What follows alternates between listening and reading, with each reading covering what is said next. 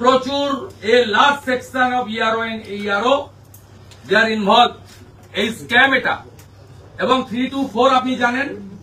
SIR নিয়ে বঙ্গবাসী হতাশ। এই হতাশার কারণটা কি না, আমরা যে ইসিআর রিপোর্ট দেখছি সেখানে রাজ্যের 2208টি বুথে কোনো মৃত বা স্থানান্তরিত ভোটারের নাম নেই, জানালো নির্বাচন কমিশন।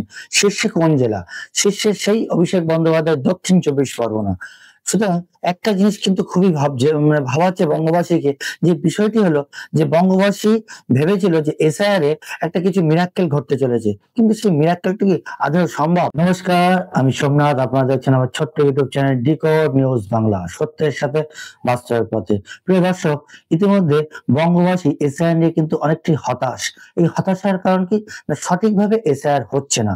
বিভিন্ন পত্র পত্রিকা সূত্রে যেটুকু দাবি বঙ্গবাসী দেখছে যে এসআইআর যেভাবে হওয়া উচিত ছিল ঠিক সেইভাবে কিন্তু হচ্ছে না।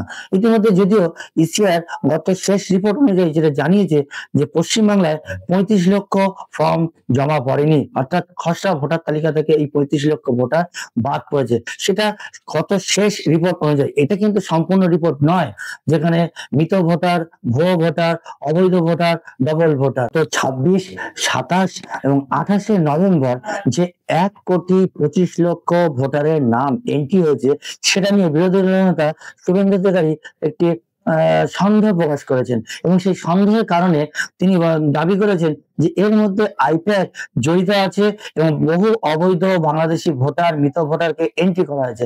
চলুন গতকাল ইসিআই দপ্তরে সেনার সেই বক্তব্যকে এক ঝলক শুনে নেওয়া যাক। 5.5 কোটি এন্ট্রির পর থেকে 6,75,00,000 যে এন্ট্রি, 1,25,00,000, বিশেষ করে স্টেট অবজারভার মাননীয় সুব্রত গুপ্ত এবং জোন অবজারভার তারা অ্যাপয়েন্ট, তাদের মিটিং এবং তারা ফিল্ডে গতকাল থেকে কাজ করছেন। তার আগে পর্যন্ত 1,25,00,000 যে রাতারাতি এন্ট্রি করা হয়েছে, এতে আপনার ইআরও, এইআরও, আইপ্যাক ইনভলভ। আমি আপনাকে 2-3টে পয়েন্ট বলছি, তারপরে ওরা বেরিয়ে যাবে, আপনার রিপ্লাইটা ওদের সামনে হবে।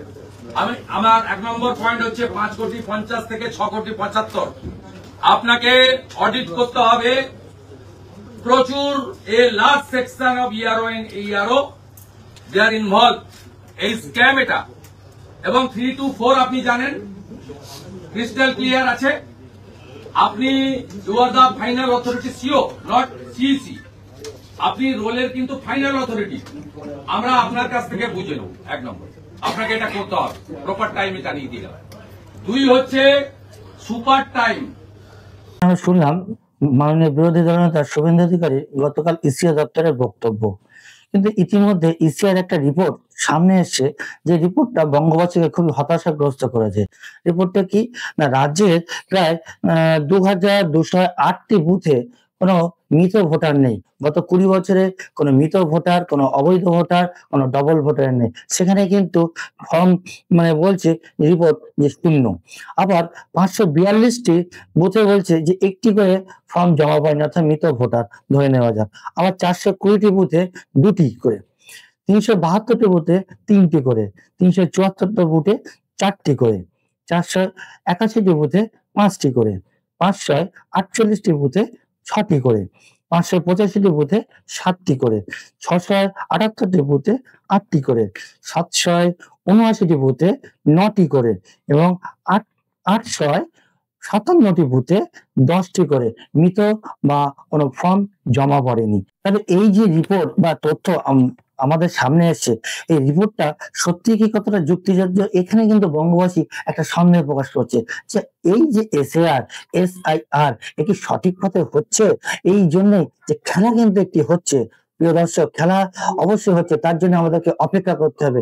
পূর্ণাঙ্গ যে ভোটার তালিকা আসবে সেটা না দেখা পর্যন্ত কিন্তু আমরা কোনো কিছু মন্তব্য করতে পারবো না। নমস্কার, আজকের ভিডিও এ পর্যন্ত। আমার ভিডিওটি যদি আপনাদের ভালো লেগে থাকে অবশ্যই চ্যানেলটি সাবস্ক্রাইব করবেন, শেয়ার করবেন, লাইক করতে ভুলবেন না। ধন্যবাদ।